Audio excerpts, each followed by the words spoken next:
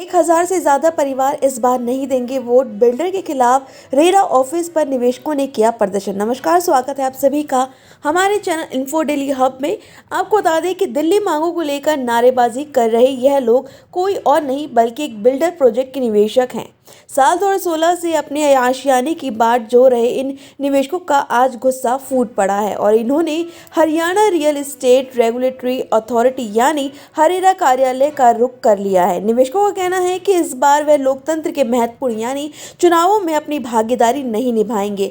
वह उसी का साथ देने के लिए आगे आएंगे जो उन्हें उनके सपनों का आशियाना दिलाने में उनकी मदद करेगा। निवेशकों की माने तो वह गुरुग्राम से लेकर चंडीगढ़ तक न्याय की गुहार लगा चुके हैं, लेकिन उनकी कोई सुनवाई नहीं हुई। यही कारण है कि आज उन्होंने हरेरा कार्यालय के बाहर अपनी मांगों को लेकर प्रदर्शन करना पड़ रहा है। नमस्कार जी, मेरा नाम महेंद्र कुमार सैनी। मैंने OSB बिल्डर से सन 2016 में घर बुक कराया था, जो कि प्रधानमंत्री आवास योजना के तहत था और हरेरा अप्रूव्ड था।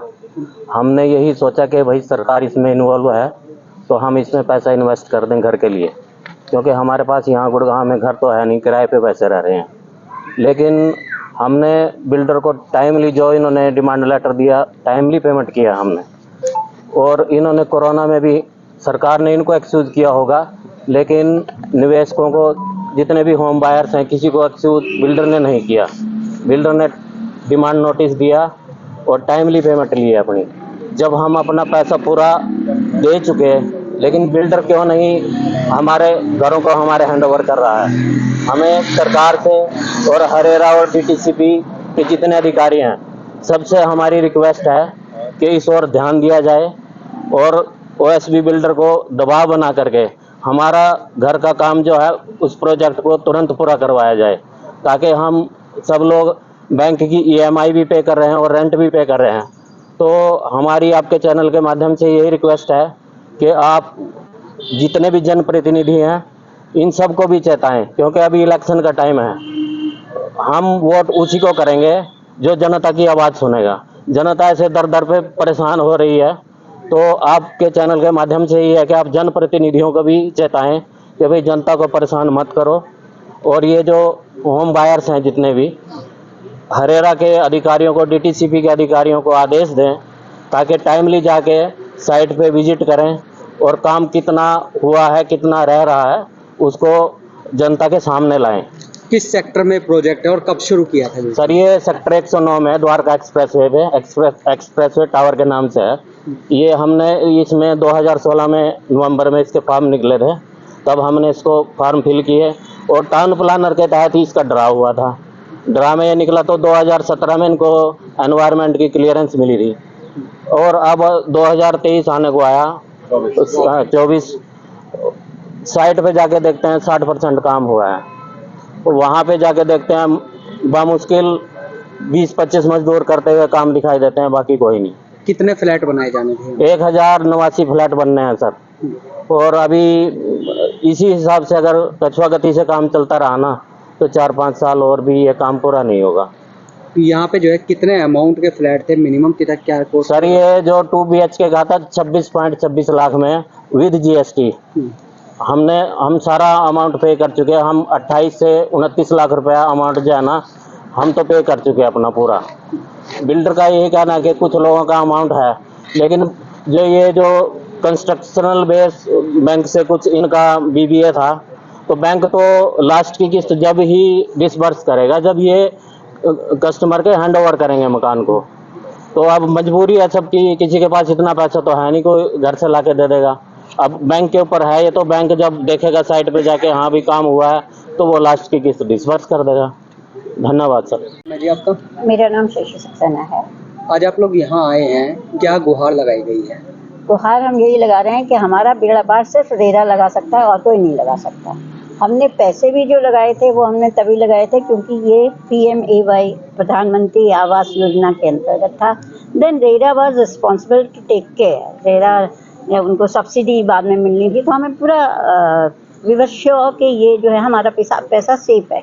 तो इसलिए उसमें पैसा लगाया, नहीं तो क्या हो रहा है वो सब तो हम पहले नोएडा में जो कुछ हुआ है वो हम लोग देख ही चुके थे। तो और अब हमारा जो लॉकडाउन से पहले 50-60% काम हो गया था, उसके बाद बिल्डर ने कुछ काम नहीं किया है, तो हम सिर्फ रेरा से ये रिक्वेस्ट कर सकते हैं कि हमें हमारा मकान दिलवा दिया जाए। बिल्डर से आप लोगों ने गुहार लगाई है, तो वहाँ से क्या आश्वासन मिला? बिल्डर तो हमें जितना टाल सकता है उतना टालने की कोशिश कर रहा है, और पूरा पेमेंट हम कर चुके हैं। 2020 में टोटल पेमेंट कर दिया था, लेकिन वो जितना टाल सकता है वो टालने की कोशिश कर रहा है। और हमारा अगर कुछ हो सकता है सिर्फ रेरा के हेल्प से हो सकता है। रेरा में आपने पहले भी गुहार लगाई थी, तो क्या वहाँ से तब क्या हुआ? पहले तो अब ठीक है, they take their own time, but अभी उनका लग रहा है कि कुछ देखेंगे करेंगे, क्योंकि हमें तो वो चाहिए और रेरा से ही चाहिए, क्योंकि हमें हर जगह बोला गया है नाउ इट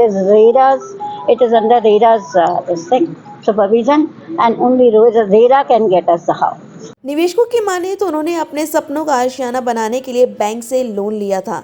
अब ना तो उन्हें फ्लैट मिल पाया है और ना ही बैंक अपनी रिकवरी रोक रहा है। अब उन पर इंस्टॉलमेंट और रेंट की दोहरी मार पड़ रही है। उन्होंने बताया कि बिल्डर ने साल 2016 में द्वारका एक्सप्रेसवे पर एक्सप्रेस टावर के नाम से इस प्रोजेक्ट को लॉन्च किया था। प्रधानमंत्री आवास योजना के तहत लॉन्च हुए इस प्रोजेक्ट को हरेरा से स्वीकृति मिलने के बाद उन्हें विश्वास दिया गया। साल 2017 में एनवायरमेंट क्लियरेंस मिलने के बाद इस प्रोजेक्ट को 3 साल में पूरा करना था, लेकिन आज तक यह प्रोजेक्ट करीब 60% ही पूरा हुआ है। वह अपनी शिकायत लेकर किसी अधिकारी के पास जाते हैं तो उन्हें यह कहकर वापस भेज दिया जाता है कि उनकी समस्या का समाधान हरेरा द्वारा ही किया जाएगा।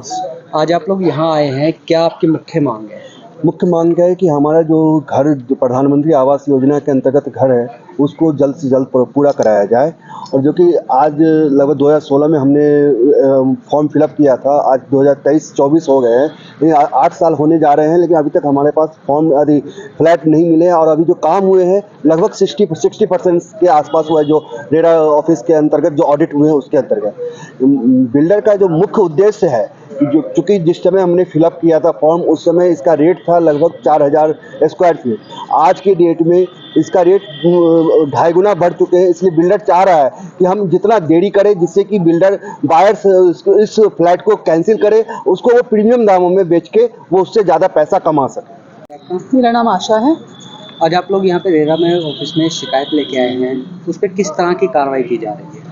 नहीं, हम यही चाहते हैं कि मतलब जो भी कार्रवाई की जाए बिल्डर के ऊपर वो स्ट्रिक्ट हो, ताकि हमारे जो भी मतलब फ्लैट्स हैं वो मिल जाए।